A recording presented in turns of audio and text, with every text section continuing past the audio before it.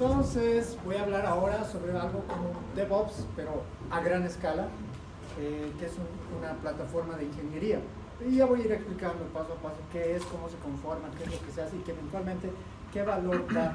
Mi nombre es Yamil Urbina, como dijo Sergio, somos amigos ya de muchos años. Soy DevOps en este momento en Cisco.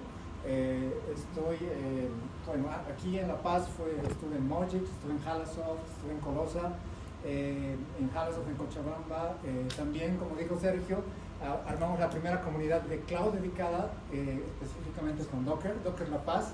Armamos varios eventos y charlas que eventualmente pues dieron mucha gente que se dedicó a hacer esto eventualmente de DevOps. En 2019 migré a Ciudad de México y estoy viviendo ahí ya, yo creo, mucho tiempo y voy a seguir viviendo. Allá me uní a varios startups como Green o Subalex, son startups que eventualmente se convirtieron en unicornios gracias a inversiones y demás. Y me uní a Cisco el año pasado, específicamente para la división de Thousand Eyes.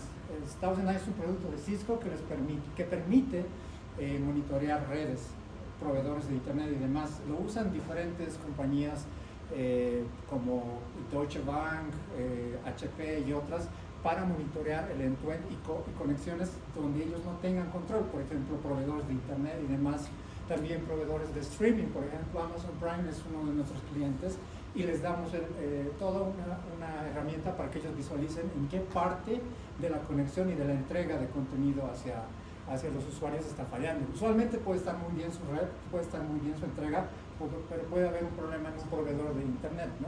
Entonces, lo que la herramienta hace es darle ese tipo de información y también integramos recientemente AI para poder tratar de darle más contexto al usuario y demás cosas. Esta es parte de mi equipo, estamos aquí en San Francisco. Al ser una compañía multinacional y demás, tenemos gente de todo el mundo. Me encontré un boliviano allá trabajando en Facebook, fue divertido y demás. Entonces, es un equipo multinacional, tenemos el servicio obviamente de manera global y para meterme ya al tema de ingeniería, de plataforma, voy a dar unas métricas que están dentro del producto de Thousand Eyes. Cisco es enorme y tiene muchísimos productos. Voy a hablar específicamente de Thousand Eyes, que es el producto en el que estoy trabajando. Entonces voy a hablar de algunas métricas y por qué estas métricas son importantes para comenzar a hacer una plataforma. Entonces solo Thousand Eyes tiene más de 1.500 miembros, tiene más de 2.519 aplicaciones corriendo. Muchas veces es una aplicación pero está corriendo en diferentes regiones. Tenemos más de 3.300 repositorios Git, ya sea de aplicaciones, de despliegue, de infraestructura y demás, ¿no? Y de utilidades y demás. Tenemos 73 cuentas de AWS, tanto así de que nos divorciamos, el equipo original era muy grande, nos divorciamos entre Infrastructure Team, hay los SREs y finalmente está mi equipo que está más orientado a la efectividad de los ingenieros.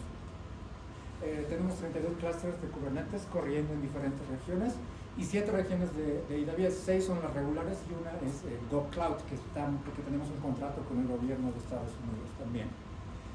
Dentro de estos repositorios, la mayoría son Java. También están en Python, JavaScript, usualmente son los frontends que presentamos a los usuarios. El 6% es HCL, que son Terraform, infraestructura como código. El otro es C++, que usualmente son librerías que necesitan rendir de la mejor manera posible.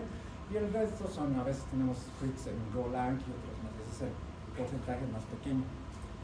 Y dentro ya, como hablando de herramientas DevOps y herramientas que permitan a los desarrolladores construir y hacer todo este trabajo, usábamos Jenkins, GitHub, Terraform, SonarQube para el análisis de código, Artifactory para alojar nuestros artefactos, ya sean imágenes, sean paquetes NPM, Python, etcétera y demás. Trivy, que lo había mencionado Freddy, que te permite escanear y encontrar vulnerabilidades, ya sea a nivel OS, nivel paquete, nivel aplicación, ¿no? Y finalmente, para desplegar estas aplicaciones dentro de estos 30 y tantos clusters de Kubernetes que tenemos, usamos Argo CD.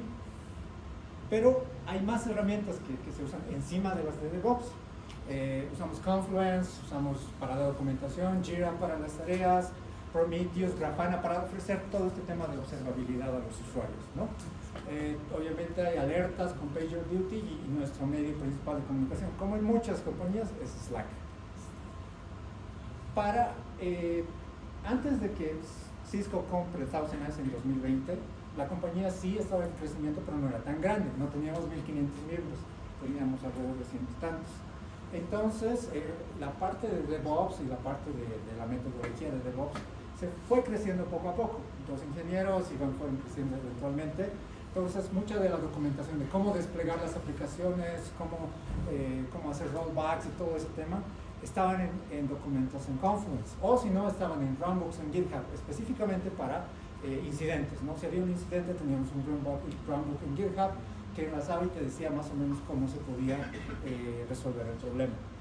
Les dábamos dashboards en Grafana para que los ingenieros puedan ver el estado de sus aplicaciones y demás, logs en el clásico Elk, y también teníamos un canal para todos los miembros de la compañía, y aún lo tenemos, que se llama Engineering Effectiveness. Ellos pueden entrar a este canal y preguntar, oye, mi deploy está fallando, ¿por qué el build está haciendo esto? ¿Está tomando mucho tiempo en correr usted? Etc. Todo tipo de preguntas que tengan que ver que haga que los ingenieros tarden en entregar el producto, los pueden hacer hacia nosotros. Y cada semana nosotros vamos rotando y vamos ofreciendo, me toca el on-call, por ejemplo, la anterior semana me tocó el on-call, entonces cada pregunta que llega de los ingenieros las vamos resolviendo. Entonces, estas eran las fuentes y siguen siendo las fuentes de información. Una de las razones por la que el equipo fue creciendo y a mí me contrataron junto a otras personas es que había una retroalimentación un tanto negativa de muchos miembros de la compañía. Por ejemplo, los managers nos decían que actualizar los productos se hacían de manera muy lenta. Las vulnerabilidades siguen creciendo, es lo que nos decían los equipos de seguridad. También había otro problema, que por ejemplo el VP de ingeniería nos decía que los ingenieros tienen mucho tiempo, desde que abren un pull request, por ejemplo, hasta que ese código termine en producción, hay mucho tiempo que se está tardando. Y los mismos ingenieros nos decían que los builds están tomando mucho tiempo. Entonces habían varios problemas que a medida que la compañía estaba creciendo comenzaban a acumularse. Si un build fallaba o tomaba 30 minutos, pero el equipo comienza a crecer de 10 ingenieros a 30 ingenieros, todo eso va creciendo, los más builds van fallando o más builds van tardando, etc. Y entonces, si bien habíamos tratado de darles a los ingenieros todas estas herramientas para que ellos desarrollen las aplicaciones y también las corran, no queríamos nosotros cargarnos toda la tarea de, ok, ellos desarrollan y luego nos tienen que decir, oye, ponlo en producción, ¿no? Y eso no es escalable, obviamente. Entonces la idea era que ellos sean dueños de la aplicación. Entonces, si ellos la corran, si ellos la programan, perdón, ellos las tienen que correr. Y nosotros, nuestra función era ofrecerles toda una plataforma encima que puedan usar. Pero a medida que todo va escalando, hay una carga cognitiva. Imagínate ser un desarrollador, tienes tu IDE, sabes muy bien lo que estás haciendo, hay una nueva funcionalidad, la terminas, abres el pull request, recibes la aprobación, se hace el merge del pull request, pero ahí no termina tu trabajo. Ahora tienes que cambiar de modo dev a modo operaciones. Tienes que ir ahora a ver cómo despliego mi aplicación en producción, o en staging, o donde lo necesite desplegar. Entonces ahí, pues, si hice esto como hace un mes, ok, no recuerdo, entonces me voy a la documentación. Sí, creo que usábamos Argo CD, pero no recuerdo cómo Argo CD actualiza el código. O no me acuerdo por qué Trivium me está dando este problema. Entonces había cosas donde tienes que cambiar de mentalidad y esa es una carga cognitiva. Y a medida que el equipo iba creciendo, esto se estaba notando mucho más. Entonces, esto es una muy buena frase que un ingeniero en una conferencia a la que fuimos, se llama Christopher Beatty, mencionó. Fuera del ciclo de desarrollo, fuera de programar y toda esa parte divertida, la carga cognitiva es mayor, todo lo que tenga que ver con QA, incluso unit testing y todo lo que tenga que ver afuera de tu comida y de hacer push. Entonces, después de recibir todas estas quejas y todos estos temas, nos dimos cuenta, necesitamos medir cómo realmente lo está yendo a los equipos. Entonces descubrimos un tipo de métricas que se llaman DORA, DevOps, Research and Assessment. Son métricas específicas para medir cómo los desarrolladores están están ejecutando estos cambios a producción. Entonces son 4 pilares. El primero es la frecuencia de despliegues. ¿Cuántos despliegues hacen por día, por semana, por mes, etcétera y demás? El segundo pilar es cuánto tiempo les ha tomado desde que abren el pull request hasta que ese código llega a producción. El tercer pilar es la tasa de fallos. Entonces, cuando ya ese código llega a producción, ¿cuál es el porcentaje de que esas aplicaciones, esos cambios, llegan a tener fallos? Eso en porcentaje. Y finalmente, el último pilar es cuánto tiempo les toma a estos desarrolladores y al equipo en general resolver estos problemas. Entonces, con estos 4 pilares, y obviamente cuando estamos hablando de Big Tech en compañías grandes, todo tienes que mostrarlo con números, tienes que poder medir esto, porque decir, creo que los devs necesitan, no sé, cambiar de Jenkins a GitHub y no tienes cómo justificar este cambio, nadie te va a hacer caso. Hay mucha, se puede decir, burocracia en ese aspecto. Tienes que hablar con managers, tienes que hablar con VPs y tienes que hablar con todo eso. Entonces necesitas números, necesitas demostrar qué cambios vas a hacer y por qué los vas a hacer. Para medir las métricas Dora, encontramos un proyecto muy interesante que se llama Apache DevLake.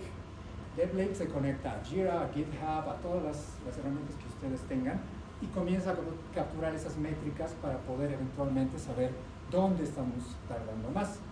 Lo recomiendo mucho, es open source, está auspiciado por Apache, entonces es muy útil para saber qué está pasando con tu equipo. Entonces dejamos correr esto como por 2 meses y comenzamos a obtener estas métricas y estos números que eran los más importantes para justificar el desarrollar una plataforma ya específica para nuestros productos. Entonces, por semana descubrimos que los equipos en general hacen 5 despliegues, que es lo que equivale más o menos a un despliegue por día. Después descubrimos, y esta es la que más nos asombró y nos asustó, un desarrollador tarda 6 días desde que abre un pull request hasta que ese código termina en producción. Y ese fue un problema mayor. Los managers nos preguntaron y trataron de entender mejor esto, pero no teníamos más datos, necesitábamos más datos. La tasa de fallos estaba en 8%, que es algo muy bueno. En eso sí estábamos muy bien. De los 5 despliegues que se hacen, un porcentaje muy menor falla. Entonces eso era positivo. Y donde la métrica de la que más nos sentimos orgullosos es el tiempo de remediación. Era menos de 1 hora. Entonces, si había un problema, usualmente en menos de 1 hora ya lo teníamos resuelto. Los SREs estaban muy contentos con ese número. Entonces, aquí nos dimos cuenta que ya había necesidad de escalar DevOps, que no era necesario simplemente tener estas herramientas para que los devs muevan sus cambios a producción. Necesitábamos escalar, necesitamos hacer que esto sea un poco, tal vez, abstraer los temas que son más complejos, reducir el tema de que, ok, soy dev, pero ahora me toca ser DevOps, hacer que todo esto sea más fácil de mover. Entonces, había varias cosas que nos pidieron los managers después de darles estos números y demás, y ahora, obviamente, reducir el tiempo a producción, generar documentación, que era otro tema que algunos managers estaban muy entusiasmados en que hagamos. Hacer todo más evidente. Oye, yo soy del equipo de monitoreo. ¿Dónde están los repos de monitoreo? ¿Dónde hago cambios y demás? Usualmente los onboardings de nuevos empleados era un poco complicado porque todo estaba como esparcido en todo lado. Incrementar la cobertura de código. Si bien a los equipos les dimos cierta flexibilidad en qué herramientas usar, nos dimos cuenta que a medida que iba creciendo, uno quería usar una cosa, otra cosa, uno encontró un trial de un servicio que ya se estaba acabando y quería que lo compremos, entonces nos dimos cuenta que eso iba a generar más problemas, iba a inconsistencias en el producto.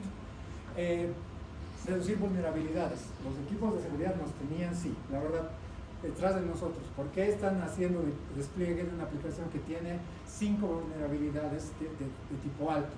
Entonces ya había que, de alguna manera, reforzar esto y hacer que no mandemos cosas a producción que tengan un área de ataque grande, ¿no? Era importante reducir eso. Y el último pilar que muchos managers notaron es que los tiempos de build tomaban mucho tiempo. ¿Y por qué nos dimos cuenta de esto? Nosotros les dimos Jenkins a los equipos, pero les dimos la flexibilidad de que ellos decidan cómo construir sus aplicaciones. Al principio sonaba muy bien porque queríamos darles autonomía, pero a medida que iba creciendo habían soluciones de todo tipo, soluciones que no estaban satisfaciendo todos estos pilares que necesitábamos, entonces ya había necesidad de estandarizar todo este tipo de trabajo. Entonces, llegamos a ciertos puntos y a ciertos acuerdos con los managers. Centralizar las tareas de operaciones. Luego, bueno, que ya vamos a ver más adelante, luego abstraer la carga cognitiva, que era tal vez lo más difícil de determinar. ¿Qué es carga cognitiva? Para mí puede ser moverme de DevOps, pero para otra persona puede ser tener que recordar todo lo que era las cuentas de AWS, o cómo me conecto al clúster de Kubernetes, o cómo hago estas cosas, ¿no? Abstraer todo ese tema para que los devs no tengan que sufrir. Habilitar más autoservicio. En vez de que ellos vengan y nos escriban al canal de Slack que tenemos, darles herramientas a ellos para que hagan autoservicio, para que puedan, por ejemplo, cambiar sus repos, para que puedan ver qué vulnerabilidades existen sin que vengan a preguntarnos, entender por qué sus builds estaban fallando, etcétera, etcétera. Había varias oportunidades de darles autoservicio. Y finalmente definir un camino dorado o un estándar, el Golden Path en inglés. Entonces, si vas a trabajar en Thousand Eyes y vas a desarrollar alguna aplicación, necesitas seguir este camino. Y a través de este camino nosotros ponemos barreras alrededor para que los equipos no se salgan de eso. Lo bueno de eso es que ya tenemos una manera más predecible de mover las cosas a producción. Lo malo es que tal vez la flexibilidad que antes teníamos se va reduciendo porque ya existe un camino fijo, ¿no? Entonces había que balancear ese tema. Entonces, todo esto es platform engineering o ingeniería para hacer una plataforma.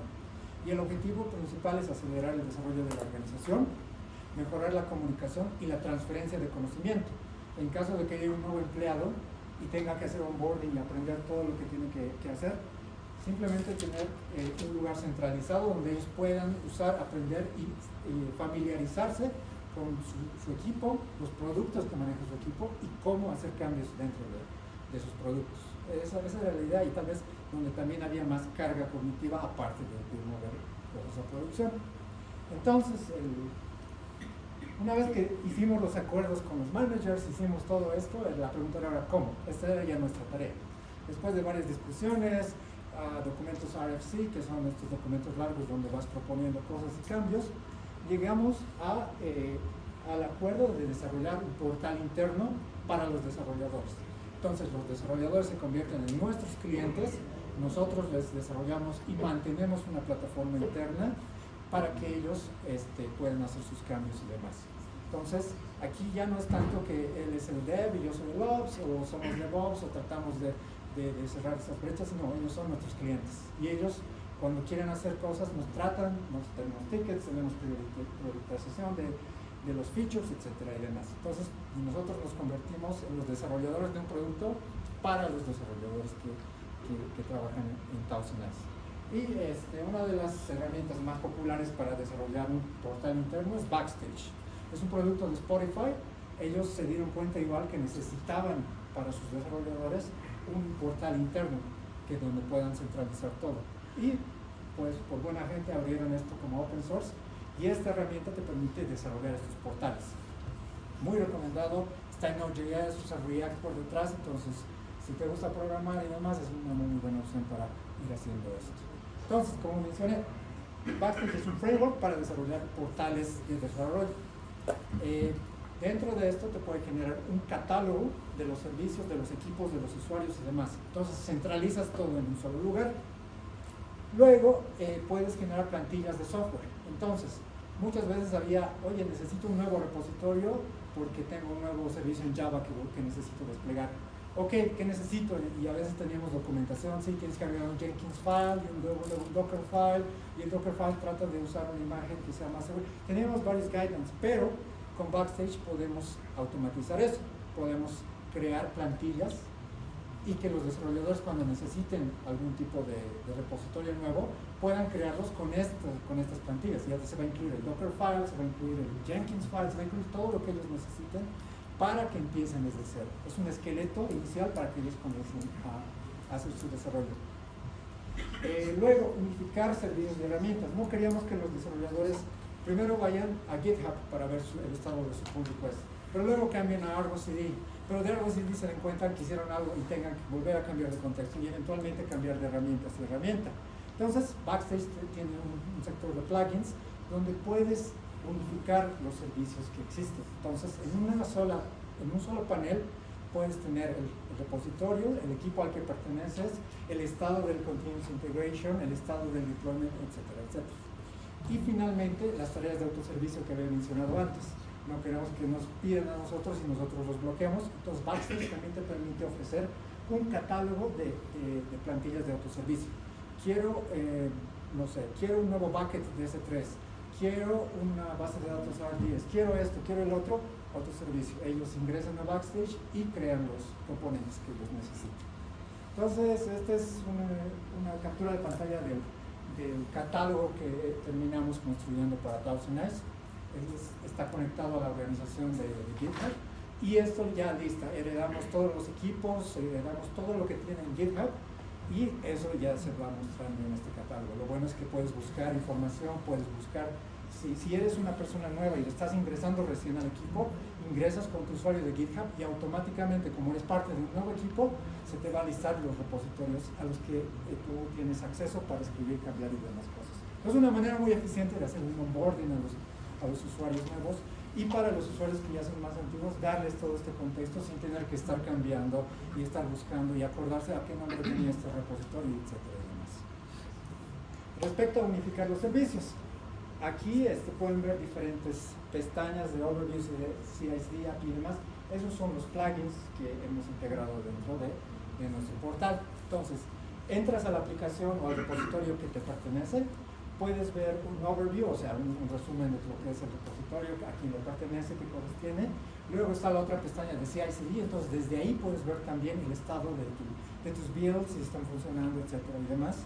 Y otras informaciones, ¿no?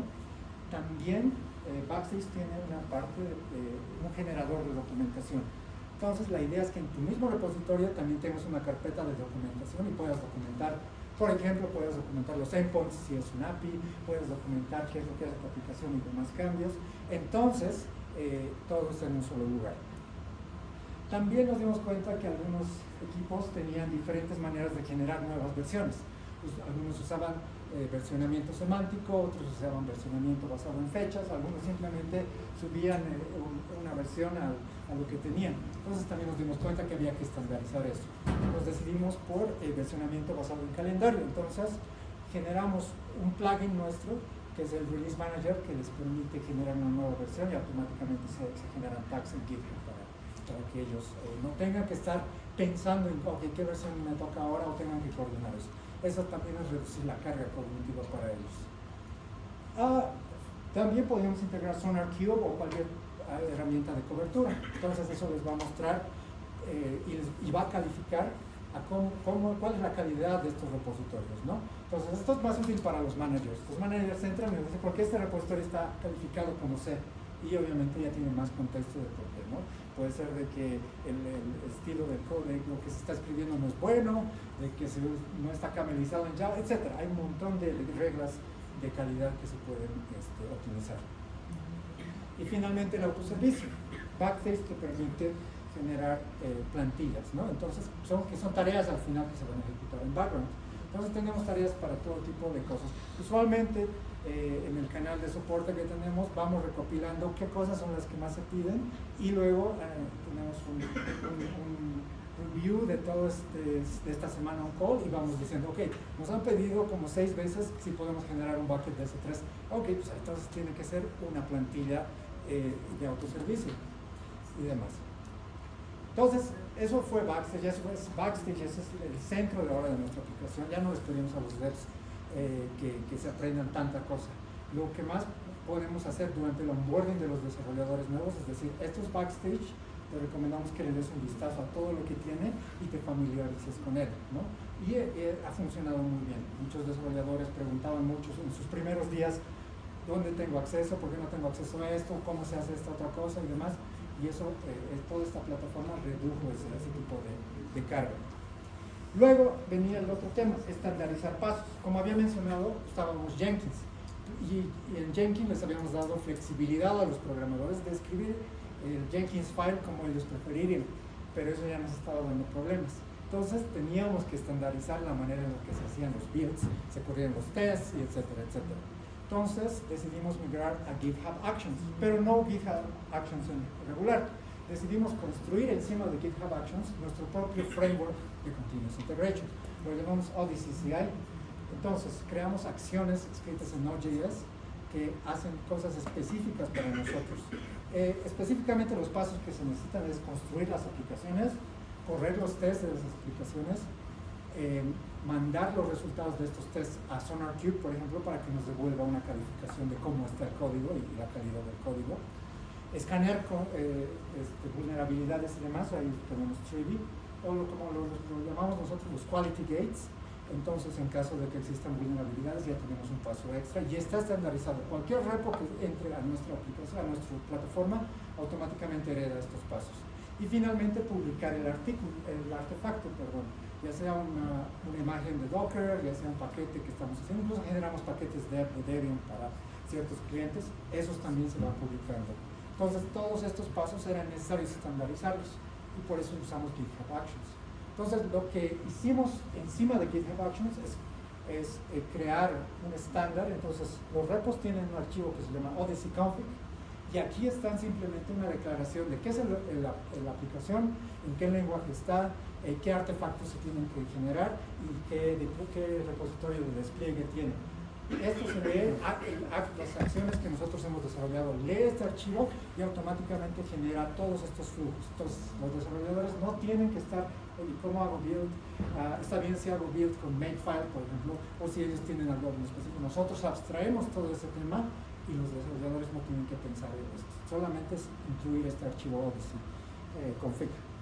Y obviamente dentro de la carpeta .github, lo único que tienen que hacer es incluir nuestra librería, nuestra acción propia. Y nosotros por detrás hacemos el mantenimiento, agregamos patrones, corregimos bugs, etcétera y demás. Entonces es una manera muy flexible de hacer continuous integration para los equipos. Entonces el resultado es simplemente, ellos generan un repositorio, por ejemplo escriben en Python su aplicación la primera vez, y luego hacen push, hacen merge y demás. Como Odyssey ya está por detrás funcionando, ya existe toda esta declaración, automáticamente generamos todos estos pasos. Los desarrolladores no tienen que enterarse de qué es lo que hay que hacer, cómo hay que configurar y demás. Todo lo que sea conexiones, builds, tests y demás, todo eso ya está abstraído. Y aparte de eso, dentro de los pull requests, publicamos comentarios. Cuántos tests se han corrido, cuántos tests han pasado, cuántos tests han fallado, para que los desarrolladores no tengan que estar entrando, por ejemplo, a los logs del build y estar viendo, que creo que ha fallado esto, entender y demás. También les publicamos los resultados de SonarQube. En caso de que un nuevo feature no sea de muy buena calidad, también lo publicamos como comentario y hacemos que el build falle hasta que cierta calidad se llegue a cierta calidad. Y en tema de seguridad usamos Trivy, Aquasec, tenemos un partnership con Aquasec, y en Aqua Cloud escaneamos la imagen o el artefacto que se ha generado y publicamos como comentario los resultados, las vulnerabilidades que se han encontrado y demás. En caso de que exista, por ejemplo, 5 vulnerabilidades de tipo crítico o menos, el build no va a pasar, nunca va a pasar hasta que ellos lo resuelvan, ¿no? Y tenemos por debajo, si son vulnerabilidades tipo medio o bajo, si somos un poco más flexibles y dejamos que pase. Todos estos pasos no tiene el desarrollador que pensar, ya están integrados automáticamente. Entonces, esa era la parte de abstraer todo ese tema de los builds y demás. El siguiente paso era incrementar la frecuencia de los despliegues. Como había mencionado, se hacía un despliegue por día, o al menos ese era el promedio entre todos los equipos. Necesitábamos mejorar esto y nos dimos cuenta que los devs, unos le tenían miedo a producción, otros se olvidaban cada cierto tiempo cómo se hace el despliegue a producción. Entonces había varios problemas.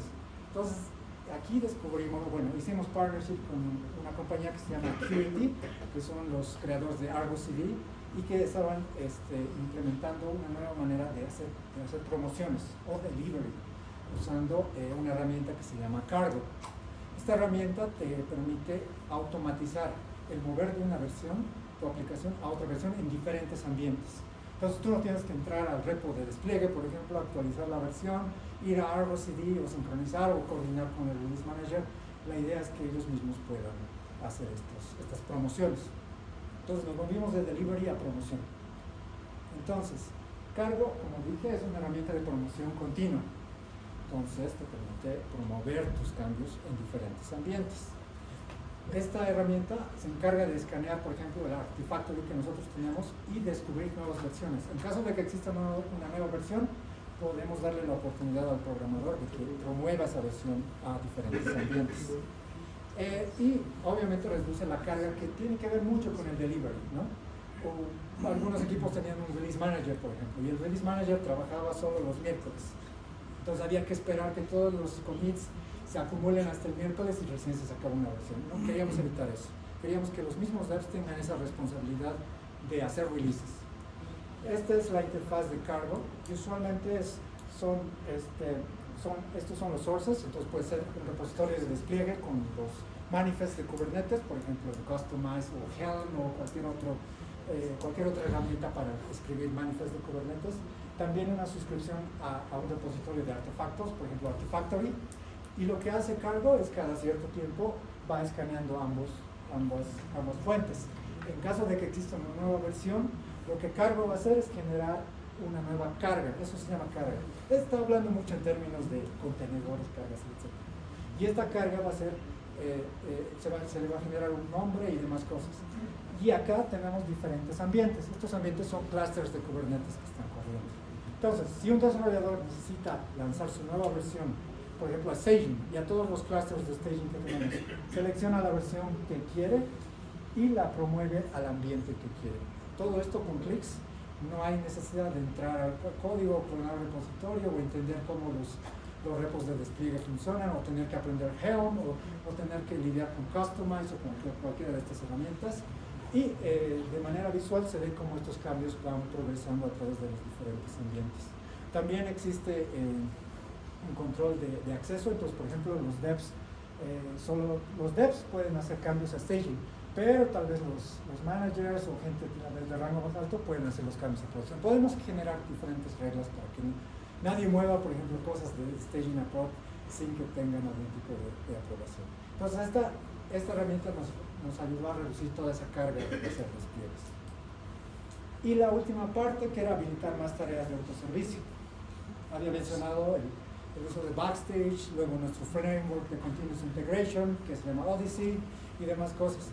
Ya existían repositorios, ya existían más de 300 y tantos repositorios que usaban Jenkins File, pero ya queríamos que se muevan a Odyssey, que dejen de usar Jenkins y demás.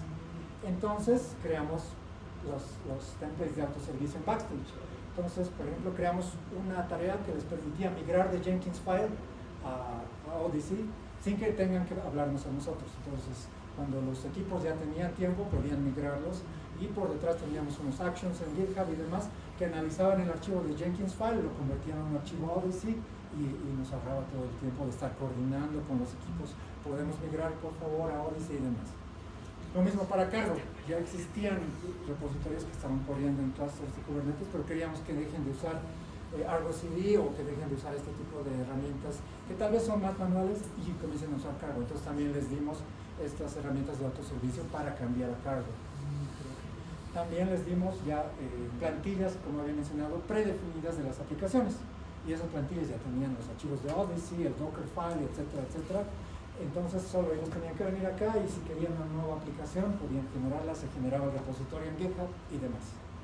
Entonces, después de todo ese trabajo que tomó alrededor de 8 meses, queríamos ver resultados. Se implementaron y teníamos obviamente Dev Lake que estaba capturando las métricas de los desarrolladores. Y las métricas de ahora, si recuerdan, teníamos 5 despliegues por semana y el tiempo acumulado eran 6 días. Después de 3 meses, las métricas de Dora cambiaron a esto. Los desarrolladores ya hacían como alrededor de 27 despliegues por semana y el tiempo acumulado desde que abren los pull requests hasta que este código termina en producción es de 3 días. No estamos tan convencidos con los 3 días, preferiríamos que sea un día o 2 como máximo, pero es una mejora. Y al mostrar este tipo de datos a los managers y demás, estuvieron muy contentos y obviamente nuestra plataforma interna de desarrollo ya es algo estandarizado. Durante el onboarding de los nuevos empleados se les explica qué es la plataforma, cómo hacer los cambios, etcétera y demás. Entonces, todo esto, en resumen se puede decir, estamos estandarizando todo lo que tenía que ver con Continuous Delivery, Deployment, Integration, etcétera y demás. Entonces, hemos identificado estos puntos de carga cognitiva, hemos mantenido la consistencia de ambientes y herramientas, o sea, ellos no tienen que estar pensando tanto, oye, tengo que moverme a esta otra cosa y demás. Podemos simplificar la búsqueda de componentes y servicios, entrando a Backstage, ya tienen todo el catálogo de a lo que ellos les pertenece, y lo más importante, que ellos puedan empoderarlos para que ellos hagan cosas diferentes. Hay algunos problemas que han aparecido, que ya había mencionado. El más importante, al tratar de estandarizar esto, estamos perdiendo algo de flexibilidad. Algunos devs, por ejemplo, les gusta GitLab, a otros les gusta otras herramientas de continuous delivery, otros quieren hacer cosas muy interesantes con otros servicios, pero al tratar de estandarizar esto no les dejamos, ¿no? Les decimos, tienes que ir por este camino y si quieres que tu aplicación corra en producción, esta es la manera. Entonces, estamos todavía lidiando con esto. Queremos eventualmente tener un subequipo que se encargue de integrar, por ejemplo, Odyssey, que es nuestro sistema de continuous integration. Ahorita funciona con GitHub Actions, pero también queremos que funcione con GitLab. Entonces, darle esa posibilidad a los desarrolladores y a los equipos de que tengan estas opciones, pero que estén detrás de algo estandarizado. Los monorepos, que son otro problema. Monorepos son repositorios donde, por ejemplo, frontends usan React y son como 4 aplicaciones. Y para evitar tener 4 diferentes repositorios, porque usan las mismas librerías, lo pusieron todo en un solo repositorio. Ese es un tema difícil de pedirles, oye, sepárenlos por favor, porque nos van a causar problemas. Los monorepos sí son un enemigo grande. Hay equipos que se rehúsan a separar su código, tienen miedo de que al separarlo comiencen a tener inconsistencias porque usan las mismas librerías, etcétera y demás. Entonces, ese es un caso especial. Y, como había mencionado, requerimientos especiales, GitLab y demás cosas. Y finalmente, mejoras en progreso y mejoras que otros devs nos han pedido. En vez de una utilidad como Backstage, que es una interfaz de usuario, darles una línea de comandos para que ellos usen el API de Backstage, por ejemplo, o usen Cargo, y a través de línea de comandos pueden hacer releases, rollbacks y demás cosas. Entonces, darles esa utilidad.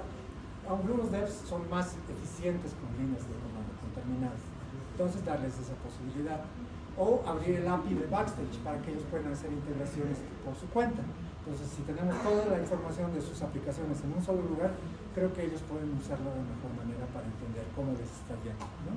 Y el único tema que está pendiente es Cargo, es una interfaz diferente a Backstage. Es como integrarla dentro de Backstage para que los devs no salten de Backstage a Cargo, ¿no? Si no lo hagan directamente en un solo lugar. Y ese fue todo el reto en el que estoy trabajando junto a mi equipo. Bueno, esa es la charla. Mi nombre es Yamil Urbina, DevOps en Cisco. Me pueden seguir en Twitter, LinkedIn y demás como Yamil Urbina. Gracias.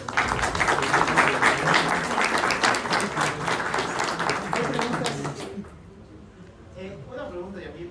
Esto de las métricas DORA, porque va a depender tal vez si hay un estándar o no en equipos, porque puede haber todo un caos, ¿no?, entre repositorios y todo eso.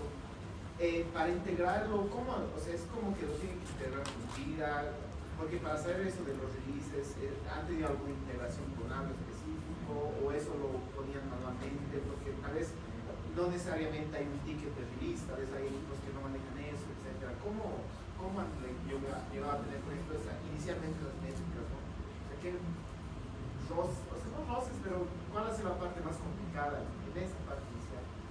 Uno de los problemas es identificar cómo los equipos hacen release e identificar que hay un nuevo release. Entonces, usamos mucho Prometheus por detrás para capturar métricas de todo lado, y a las aplicaciones les pedimos que agreguen una nueva métrica que es version. Entonces, con esa métrica comenzamos a identificar cuándo había nuevos cambios de la aplicación, y eso nos dio información sobre, una versión estuvo en producción como semana y media, ¿no? Tener ese tipo de información. ¿Alguna otra pregunta? David, por lo que veo han afectado las formas en las que hacían muchos equipos. Lo que me interesa saber es cómo han decidido por cuáles equipos partir, cuáles van a ser los primeros. Los managers tenían toda la potestad de decirnos cuáles eran como los low performers de sus equipos, ¿no? El equipo de web apps, que es un equipo muy grande, es el que más tiene problemas. Necesito que se concentren en mejorar, por ejemplo, nos decían, ¿no? O el equipo de frontend tardan mucho en hacer releases. Entonces, muchos venía del feedback que fuimos capturando con los managers y con la gente a cargo de los equipos. ¿Una otra pregunta? Sí.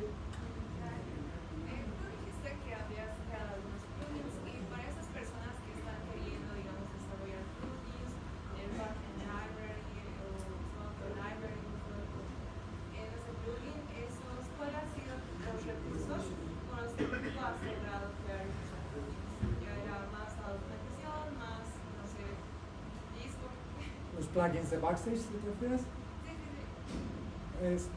Pues les dimos la potestad, les abrimos el repo a toda la comunidad de desarrolladores que está dentro, les pusimos una documentación de cómo iniciar y recibimos pull requests de muchos de ellos, querían mejoras, querían ver más información y demás, entonces mucho de eso ya tuvo que ver con ellos. ¿Alguna otra pregunta? Tratamos de entender un poco más a Backstage. ¿De fondo maneja lo que es algún infraestructura as code? Por ejemplo, si solicitan un S3 o un repo, de fondo se está creando un infraestructura as code para mirar luego y ¿cómo funciona Backstage? Backstage no tanto, porque Backstage va a llamar a otro servicio que haga eso por él. En este caso estamos usando Crossplane, que es una herramienta que se instala dentro de Kubernetes, que te permite manejar infraestructura. Entonces Crossplane está instalado en nuestros clusters, tienen conexión, tienen acceso a las cuentas de AWS. Entonces al momento de hacer self-service, si quiero un bucket de S3, lo que está pasando por detrás, estamos hablando con Crossplane, le estamos diciendo a Crossplane, necesito un bucket de S3, y Crossplane se encarga de crear el bucket por ti. Claro, pero lo crea como infraestructura, como código. Lo crea como infraestructura, como código, y el estado de ese código, de esa infraestructura, se mantiene dentro de Kubernetes. Pues no estamos usando Terraform o alguna de esas cosas. Una pregunta. Esto de promover versiones no es, o sea, parece simple, pero no es simple. Por ejemplo, es como que a veces se hace, depende si usan Trunk-based development o lo que sea, es como que tal vez se hace push de código que funciona, pero tal vez no debería ir a release, entonces usan como feature flags o eso es parte de, o qué problemas tienen esa parte. No han habido muchos problemas porque tenemos algo rollouts y el rollout es muy lento y nos permite capturar problemas antes de que todos los usuarios reciban la versión, ¿no? Entonces a veces ya tenemos las alertas, están muy bien puestas las alertas. Entonces en caso de que un developer por equivocación saque algo que no está bien, un porcentaje mínimo de usuarios va a recibir ese problema, se nos alerta y hacemos el rollback. Entonces esa es una manera eficiente de quitar eso. También hay feature flags en algunos productos. Sí. ¿Más?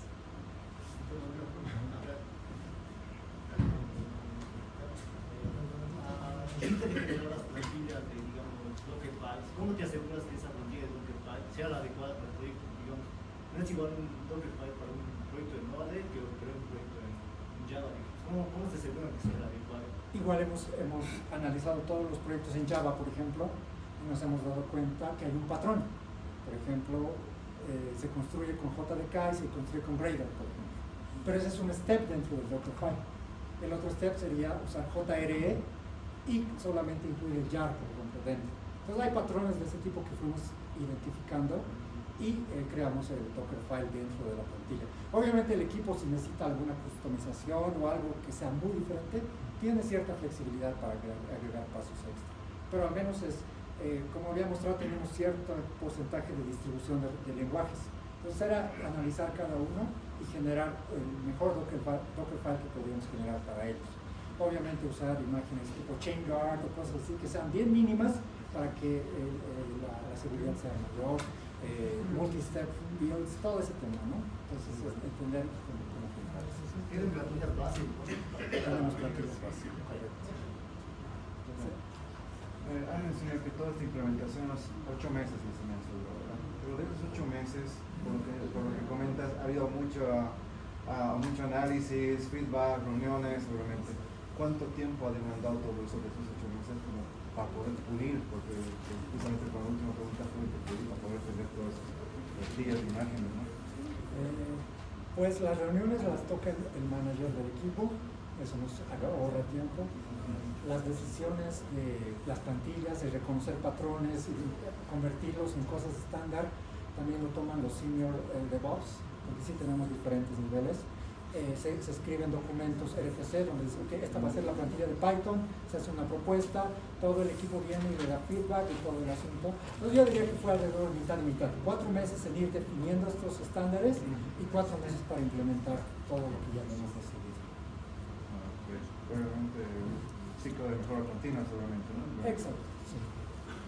Una pregunta.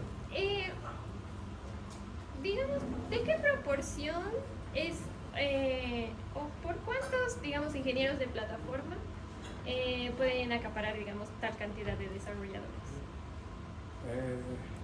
Solo podría darte mi ejemplo porque somos 3 ingenieros de plataforma, no es nuestro ejemplo, pero sí somos 13 para la cantidad que existe. Pero estamos distribuidos en diferentes zonas, entonces eso le da más cobertura a todo el equipo que está en todo el mundo. Sí. Okay. Nos mencionaste también que han implementado inteligencia artificial para mejorar el networking, pero ¿están implementando también en su plataforma o van a empezar a implementar? Sí, estamos implementando. Hay una iniciativa muy fuerte de que todos nos volvamos byte coders, por ejemplo. O también usar 3D, y 3D nos dieron acceso alfa a 3D AI, que aparte de identificar las vulnerabilidades, abre pull request para nosotros arreglando esas vulnerabilidades. Entonces hay varias oportunidades de automatizar más todavía el proceso usando AI. Bueno, creo que eso fue todo. Gracias por escucharme.